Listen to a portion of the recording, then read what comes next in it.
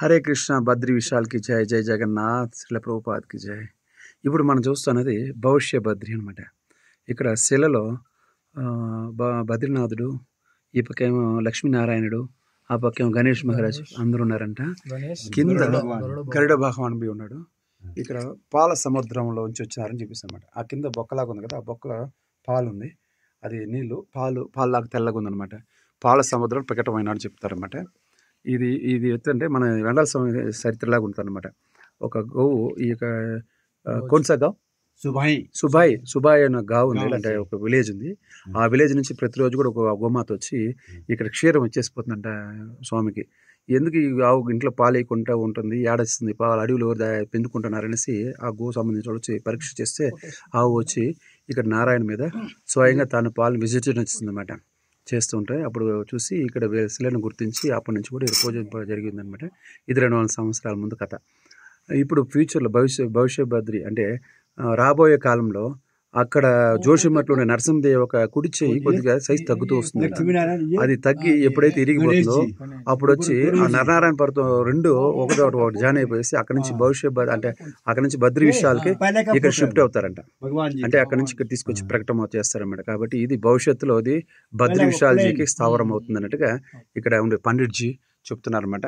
పండిట్జీ హరే కృష్ణ. కాబట్టి అందరూ బ్లెస్సింగ్ తీసుకోండి. జీ సబ్లోకి ఆశీర్వాద్ దేది.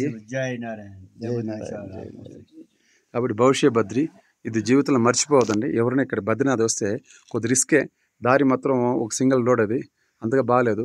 కానీ కనుక్కొని వస్తే మాత్రం అతను ట్యాక్సీ అతను మాత్రం 2000-3000 ఎక్స్ట్రా ఛార్జ్ చేస్తాడు. ఇచ్చినా నష్టం లేదు. అది కూడా ఫస్ట్ మన అతనితో కమిట్మెంట్ తీసుకురావాలా. భవిష్య బద్రి ఈ స్థల పురాణం ఇది.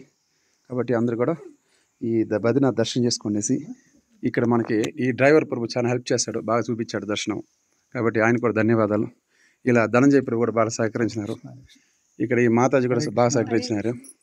కాబట్టి వీళ్ళందరూ సహకారంతో భవిష్య బద్రి వచ్చి మీకు అందరూ కూడా వీడియో చూపించాలనే ఉద్దేశంతో ఇవన్నీ తీయడం జరుగుతుంది. నాకు వీడియో తీసే పెద్ద రాదు, మాట్లాడే దానికంటే ఎక్కువ రాదు. ఒకటి వచ్చు అనమాట. హరే కృష్ణ కృష్ణ కృష్ణ హరే హరే, హరే రామ రామ రామ హరే హరే, ఈ మంత్రం చెప్పేదానికి వస్తుందన్నమాట. కాబట్టి ఇది కూడా నాకు రాదు, ఒక వైష్ణవుల కృపచేత చెప్పగలుగుతున్నాను మా గురు మహారాజు ఆశీర్వాదంతో.